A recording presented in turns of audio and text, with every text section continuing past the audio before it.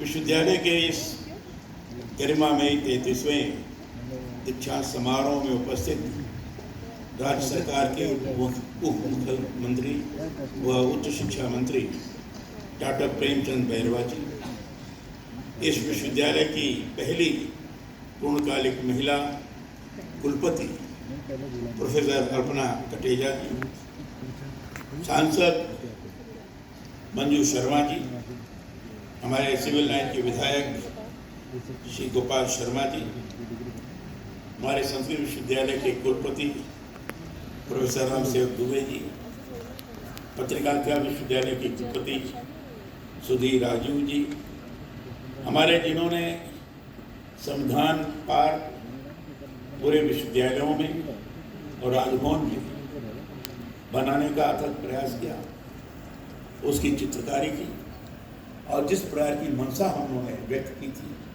उसको मूर्त रूप प्रदान किया। ऐसे बड़े ही योग्य इंजीनियर आर्किटेक्ट श्री अनूप बरतरिया जी, डॉक्टर अनूप बरतरिया जी यहाँ बैठे हुए हैं, मैं चाहूँगा एक बैठे हो जाते ज़्यादा अच्छा होगा। पूरे विश्वविद्यालयों में राजभवन संविधान पार्क बनवाया ही नहीं तो संविधान बनने का इतिहास क्या रहा, प्रक्रिया का इतिहास क्या रहा, कॉन्स्टिट्यूशन असेंबली कब बनी, कितने कमेटीज बने, किस ढंग से उसको आगे बढ़ाया गया और संविधान की मूल प्रति में जो सारी चीजें सन्निहित हैं उसको भारतीय संस्कृति और सभ्यता के अवशेषों को ध्यान में रखते हुए चित्रकारी के माध्यम से संदेश दिया गया। भारतीय संविधान भारतीय संस्कृति और सभ्यता पर आधारित है, ये स्वरूप चित्रित करके मूर्त रूप जो प्रदान किया इन्होंने बरतन, इसलिए मैं इनको बधाई देता हूँ बहुत बहुत। और आप जाने पसंद होंगे कि एक भी पैसा इन्होंने नहीं दिया, एकदम मुफ्त में काम,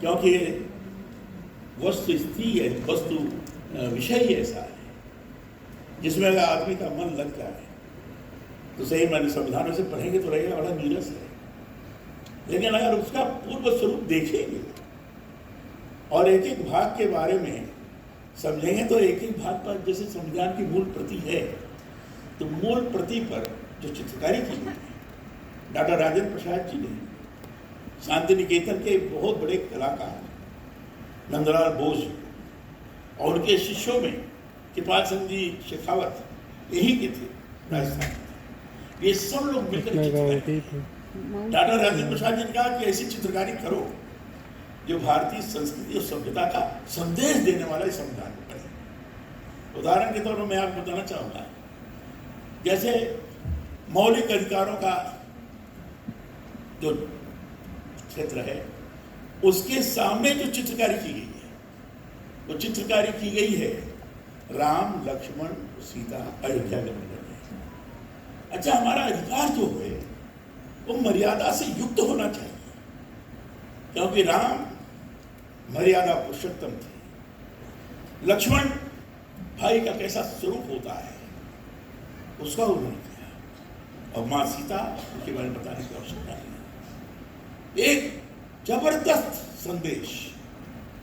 दूसरा जो डायरेक्टिव प्रिंसिपल्स की बात हमारे संचालक महोदय ने जिक्र किया था, इन्होंने तिरुपति महोदय ने जिक्र किया था, डायरेक्टिव प्रिंसिपल के पहले जो चित्रकारी की गई है वो चित्रकारी है भगवान कृष्ण अर्जुन को उपदेश देते हैं, गीता का है, गीता को हम पवित्र मानते हैं, गीता का मंत्र शाश्वत है, चिरंतन है, उसे कोई खंडित नहीं कर सकता।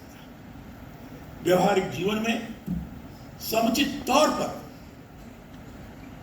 प्रायोगिक आधार पर वो स्वयं सिद्ध है। तो हमारा निर्देशक तत्व कैसा होना चाहिए, गीता जैसा होना चाहिए। इसी तरह लोकतंत्र के बारे में जो पंचायत राज के बारे में जिक्र है उस भाग पर जो चित्र गिरा है वो विक्रमादित्य महाराज का गिरा है। विक्रमादित्य महाराज उसमें पंचायत तक उन्होंने स्वरूप निर्माण किया था। इस तरीके से पूरे अंतरिक्ष का है। शिक्षा के पहले जो चित्र किया गया है वो गुरुकुल का है कि शिक्षक और छात्र के कैसे संबंध होने चाहिए, यानी जहां ज्ञानवर्धन की दृष्टि से हम प्रदान करें, वहीं ज्ञान को व्यवहारिक धरातल पर उतारने की दृष्टि से भी आचरण को भी शिष्यों के सामने हम प्रस्तुत करें, यह दर्शाने का प्रयास किया है। तो संविधान को देखिए, पढ़िए, और राजभवन में जो हमने संविधान का उन्होंने निर्माण किया है, मैं चाहूँगा जब भी आपको समय मिले एक बार जरूर आकर देखिए। बच्चे लगातार आ रहे हैं, आप बड़े प्रसन्न होंगे।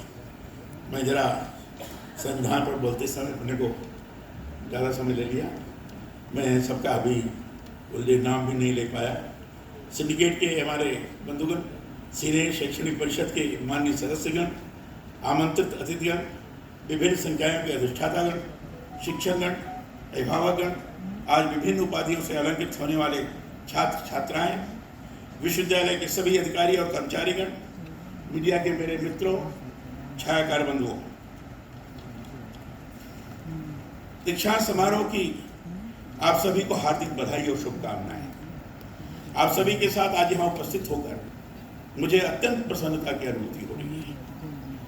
गौरवशाली इतिहास को अपने में संजोए राजस्थान विश्वविद्यालय देश का शिक्षा का बड़ा केंद्र है।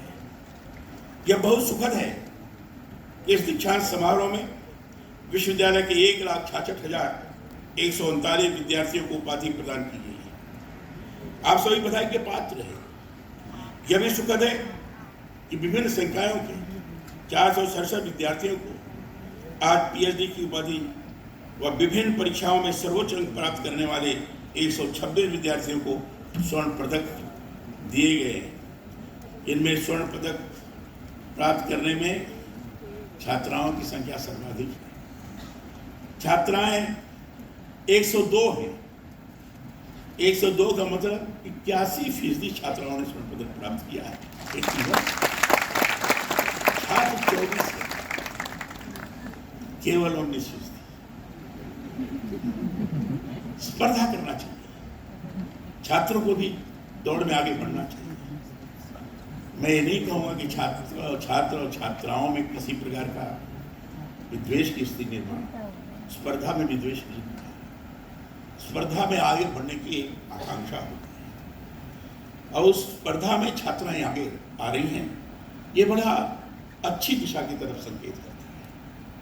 उस स्पर्धा में हमारा छात्र भी आगे आए, आगे बढ़े, और छात्र और छात्राएं अगर अपनी प्रतिभा का समुचित तौर पर सदुपयोग करते हुए ज्ञानार्जन कर आगे बढ़ेंगे तो भारत को विकसित भारत बनाने में और भारत को विश्व गुरु के सिंहासन पर प्रतिष्ठित करने में कोई रोक नहीं सकता है। हमारे यहाँ की युवा प्रतिभाएं अद्भुत है, उसको बताने की आवश्यकता नहीं है। छात्राओं की जो उपलब्धि है वह बहुत महत्वपूर्ण है। इसे पता चलता है कि यदि अवसर मिलते हैं तो छात्राएं तेजी से आगे बढ़ती हैं।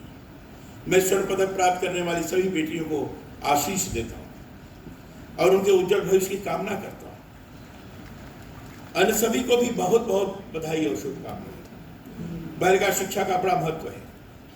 वही समाज तेजी से आगे बढ़ता है जिसमें बालिकाओं को शिक्षा के अधिकाधिक अवसर मिलते हैं। इतनी बड़ी संख्या में उत्तीर्ण और विशेष उपलब्धि प्राप्त आप सभी छात्र मुझे आश्वस्त करते हैं कि अपनी शिक्षा और प्राप्त ज्ञान के संस्कार से आप समाज और राष्ट्र के कल्याण और प्रगति में भविष्य में अपनी महत्वपूर्ण भूमिका अदा कर इस विश्वविद्यालय को गौरवान्वित करेंगे। यह विश्वविद्यालय बड़ा महत्वपूर्ण है और गौरवान्वित करने की मानसिकता पाल करके रखनी चाहिए और उसको आगे बढ़ना चाहिए। जो लोग प्राप्त किए हैं, स्वर्ण पदक उपाधि प्राप्त किए हैं, इस प्रकार की मानसिकता को ध्यान में रखते हुए आगे बढ़ें। मैं समझता हूँ उससे ही विश्वविद्यालय का परिचय प्राप्त होगा आपके इस प्रकार की आकांक्षा और मानसिकता के कारण। दीक्षांत जीवन का महत्वपूर्ण पड़ाव है। यह शिक्षा का अंत नहीं बल्कि विद्यार्थी जीवन का आगे बढ़ने का नए प्रवेश द्वार है। तैत्तिरीय उपनिषद में समावर्तन संस्कार का उल्लेख मिलता है। प्राचीन समय में गुरुकुल में जब विद्यार्थी की शिक्षा पूर्ण हो जाती थी तब गुरु शिष्य को अंतिम उपदेश प्रदान करते थे।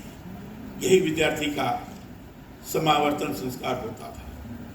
दीक्षांत उसी संस्कार का आधुनिक रूप है। मैं ये मानता हूं कि यह समारोह विश्वविद्यालय के उपाधि धारकों के सामाजिक कर्म क्षेत्र में सक्रिय होने का प्रस्थान बिंदु है। यह वह घड़ी है जब आप अपने अर्जित ज्ञान का उपयोग राष्ट्र और समाज के उत्थान के लिए करने के लिए तैयार हुए हैं। राजस्थान विश्वविद्यालय प्रदेश का सबसे पुराना और शैक्षणिक दृष्टि से देश भर में बेहद महत्वपूर्ण स्थान रखने वाला विश्वविद्यालय है। राजपुताना विश्वविद्यालय के नाम से 8 जनवरी 1947 को इसकी स्थापना हुई। बाद में इसका नाम राजस्थान विश्वविद्यालय हुआ। श्री राजगोपालाचारी द्वारा 20 फरवरी